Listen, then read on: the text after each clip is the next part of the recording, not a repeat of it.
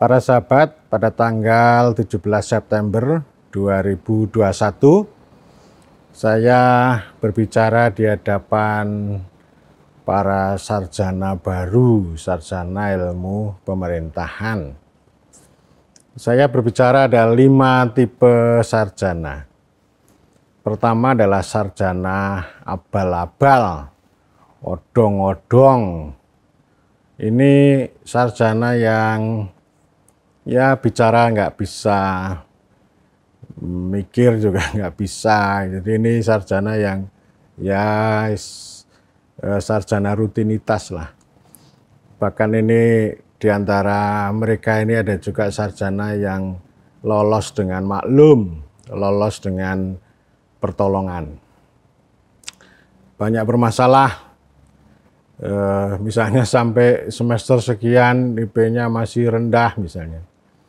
Jadi istilahnya kaidah-kaidah yang dasar pun tidak bisa dipenuhi gitu. Dan tidak membawa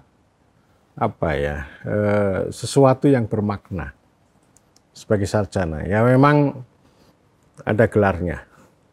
Itu ibarat orang memperoleh akta kelahiran gitu ya. Di kantor dinas Dukcapil, dari RT, desa, naik, kemudian dapat itu ya. Dapat selembar kertas itu. Nah ini hampir sama ini, mulai dari dapat kartu mahasiswa, terus kemudian dalam perjalanannya ya ada lika-liku, ada masalah, kadang kuliah, kadang tidak. Terus kemudian dapat 1 lembar kertas ijazah itu. Ini setara dengan selembar kertas akta kelahiran. Itu namanya sarjana abal-abal. Kedua itu sarjana robot. Sarjana robot itu ya dia bisa berbicara dengan otak tapi tanpa hati. Hatinya tidak muncul. Jadi ini hanya semacam sarjana akademik istilah saya ya. Jadi akademik itu pengetahuan yang diinstrumentalisasi, yang dihafal, ada catatan dari dosen, kemudian dihafal, ujian ya ada yang bagus, ada yang cukup. Kemudian menulis skripsi ya begitulah ya. Jadi artinya ini tidak ada kepekaan secara sosial, tidak ada kepekaan pada rakyat dan seterusnya. Jadi ini hanya otak saja tanpa hati. Ya, hatinya lemah gitu. Jadi miskin nilai gitu. Jadi nilainya sangat terbatas. Lebih banyak menjadi robot. Jadi nanti kalau sudah bekerja itu apa-apa aturan, apa-apa petunjuk dari atas, prosedur dan sebagainya itu yang dipegang. Jadi kayak robot lah gitu. Dan ini sama juga dengan apa yang sering saya sebut dengan teh botol itu ya. Teknokrat bodoh dan tolol. Ya, jadi teknokrat itu sebenarnya pintar, secara akademik pintar. Tapi saya selalu sebut bodoh dan tolol karena hanya pakai otak, hatinya nggak dipakai. Semua hal yang dia lihat itu ya dengan kacamatanya dia, dengan indikatornya, ya seperti palu lah. Robot teh botol ini ya seperti palu. Palu itu artinya ya apapun yang dia lihat di depannya itu mereka anggap sebagai paku, sehingga harus dipukul gitu ya. Itu namanya ya sarjana robot gitu. Jadi hanya memproduksi ya orang-orang pekerja yang tidak bisa berpikir secara utuh gitu, dan juga tidak punya hati. Dan dulu pernah ada kritik juga dari DPP, Departemen Politik dan Pemerintahan. Universitas Gadjah Mada. Dalam sebuah tulisannya, tim DPP mengatakan bahwa ya lulusan-lulusan dulu, lulusan sarjana pemerintahan dulu umumnya jadi robot atau jadi mesinnya negara, jadi aparat sipil negara, dan yang penting itu punya karir, kemudian nanti bekerja ya sesuai dengan aturan. Dari atas itu namanya sarjana robot maupun sarjana teh botol. Yang ketiga itu sarjana tengkulak. Sarjana tengkulak itu ya mikir, tapi nggak punya hati juga. Nah yang lebih parah, otaknya dipindah di perut. Yang dipikir itu perut. Jadi cara berpikirnya itu untung rugi. Gitu. Pakai teori Madiang, teori ekonomi politik untuk melihat semua persoalan ya. Bukan berarti saya merendahkan ekonomi politik, bukan begitu maksud saya. Tapi dalam sarjana tengkulak ini ya dalam setiap kesempatan itu akan selalu mengedepankan untung rugi. Bergaul itu juga memperhatikan apa keuntungan saya bergaul dengan seseorang, dengan pihak lain gitu. Jadi ini tengkulak itu ya mencari keuntungan dia. Ini semacam homo economicus, makhluk ekonomi ya. Nanti akan melihat segala persoalan ya dari kacamata untung dan rugi itu gitu.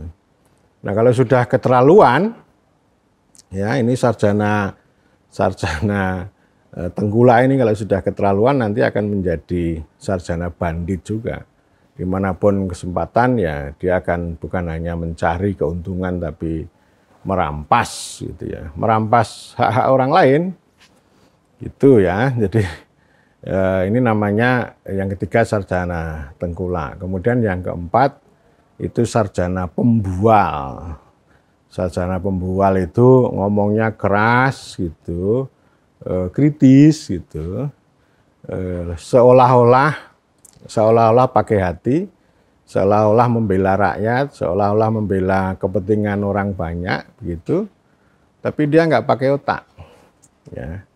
Otaknya terbatas, atau sering saya sebut punya critical talking, tapi tidak punya critical thinking. Jadi ini ya orang asal bunyi, gitu. Tidak melihat tidak menggunakan akal sehatnya, akal pikirannya untuk menilai sesuatu.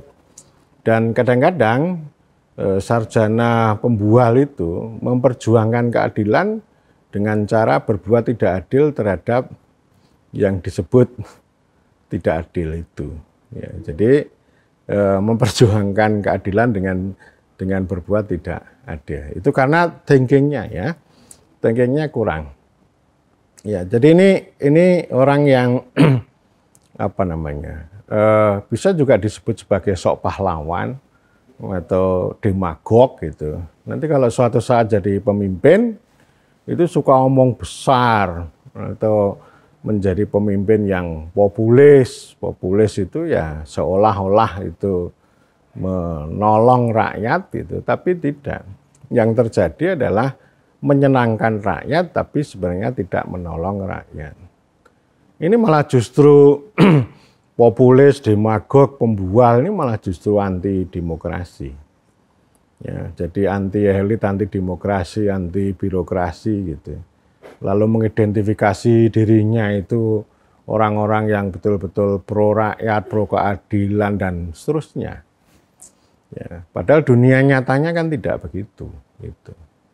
Ya, ini namanya pembual nih, nomor 4. Kemudian yang kelima, ini sarjana sujana. Ini yang kita harapkan ya, sarjana itu diharapkan menjadi sujana. Sujana itu kritis, berilmu, yang ngomongnya juga pakai mulut, pakai otak, juga pakai hati. Itu sujana. Dan pasti berilmu sekaligus juga punya kebajikan. Jadi artinya ketika kita wisuda dengan memindahkan kucir itu ya dari kiri ke kanan itu adalah sebuah simbol untuk meneguhkan bahwa ini seorang sarjana sujana. Itu memindahkan ke arah kanan itu sebenarnya simbol dari pembentukan kebajikan. Ya, jadi ini yang kita dorong ya, STPMD, APMD mendidik, melayani, menyiapkan sarjana itu menjadi sujana yang kritis, yang berilmu, yang berbicara dengan otak, dengan hati, dengan perut gitu ya. Dan tentu sarjana sujana itu juga punya nilai ya, punya nilai yang itu bermanfaat dan berpihak untuk orang banyak. Kata teman saya Ari Sujito, namanya sarjana rakyat. Sarjana yang betul-betul berpihak pada rakyat, pada masyarakat, bukan berpihak pada sesuatu yang besar, dan tentu ini butuh perjuangan. Selalu begitu ya, di mana-mana kita ini menghadapi banyak masalah, bahwa setiap tempat adalah arena kontestasi, arena proyek, arena aturan, dan juga arena gerakan. Kemarin pada waktu saya diskusi dengan Universitas Islam Negeri Wali Songo Semarang, ketika berbicara desa saya mengatakan bahwa ya desa ini sebagai arena, ada arena proyek, ada arena regulasi gitu, dan saya mendorong para sarjana sujana itu penting untuk melihat desa itu sebagai arena gerakan yang perlu berpihak atau paling tidak melihat segala sesuatu itu dari sisi desa. Jadi ini ya perjuangan sekaligus juga bermanfaat bagi orang banyak. Kalau APMD ya pinggiran, ya adat, ya desa, ya di seluruh penjuru negeri, atau yang sering disebut dengan Indonesia sentris. Begitu. Nah tentu ini watak atau wajah sarjana ini ya tentu dibentuk melalui perjalanan yang panjang. Ketika masih menjadi mahasiswa itu ya abal-abal lalu jadi sarjana yang abal-abal. Ketika mahasiswa itu suka membual gitu ya nanti jadi sarjana pembual. Kalau waktu jadi mahasiswa itu suka menjadi tengkulak ya jadi sarjana tengkulak. Ya. Demikian juga kalau hanya robot itu ya, hanya sekedar menjalankan rutinitas, menjalankan aturan prosedur ya nanti akan jadi sarjana robot juga gitu. Tapi bukan berarti itu abadi. Ya, kita bisa berubah juga, yang 4 itu bisa juga mengalami transformasi menjadi sarjana sujana. Antara lain karena orang melakukan refleksi.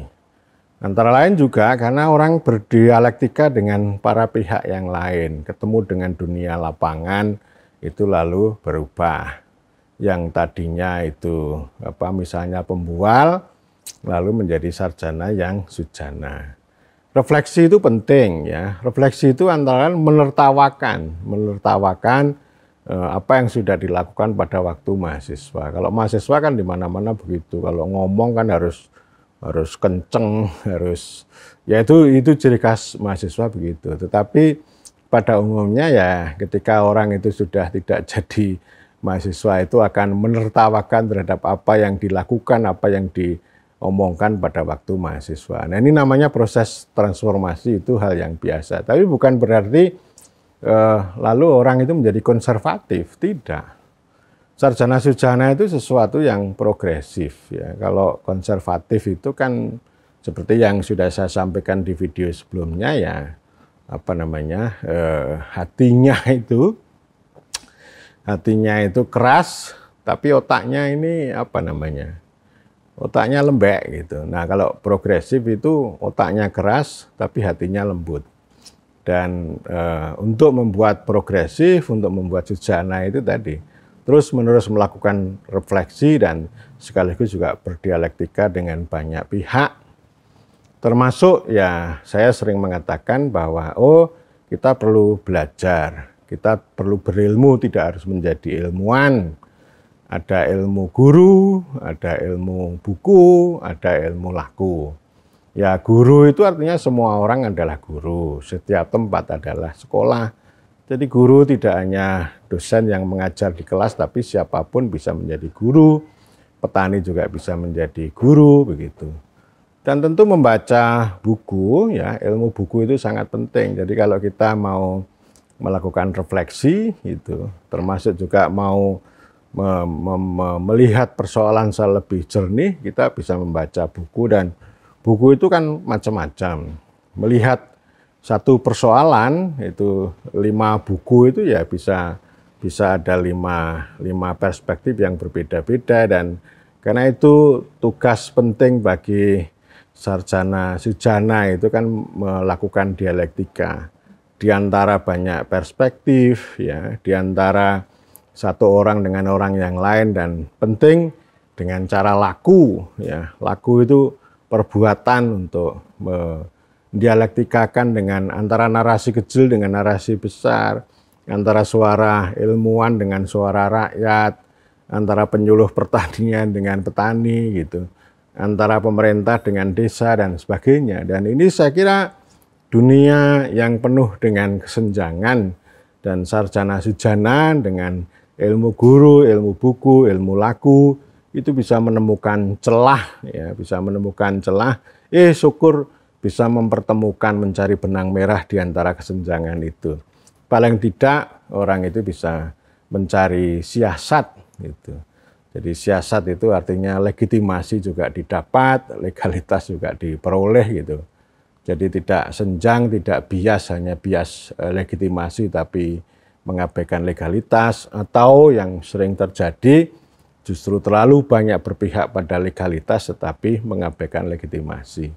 Nah itu saya kira sarjana sujana, dan ini mimpi, ini cita-cita PMD begitu, ya. Jadi mahasiswa sarjana PMD itu ya itu menuju sarjana sujana yang bermanfaat dan juga berpihak pada pinggiran, pada rakyat, pada desa, pada komunitas-komunitas lokal, dan tapi juga tidak romantis, ya, tidak terlalu romantis yang terlalu lokal banget tapi mengabaikan yang gede-gede gitu ya.